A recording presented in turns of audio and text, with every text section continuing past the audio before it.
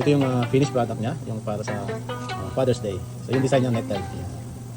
2025. Ayan, so nag customize tayo ng mug, ayan, para sa Father's Day. Ayan. So tapos na siya, luto na. Ayan, pwede na tanggalin, malamig na siya. Ayan, so mas maganda talaga malamig bago tanggalin tong mga yung design tsaka yung mga tape para safe. Walang sasamang ink doon sa papel pag tinanggal natin. Dahil kumapit na doon sa baso. Okay? Ayan, so ito may laman na to. Ayan, ready for pick up na to. Para rin sa Father's Day to. So magkaibang may-ari. Ayan. Hulaan nyo kung ano ito. Yeah! Necktie. I like it. Woo!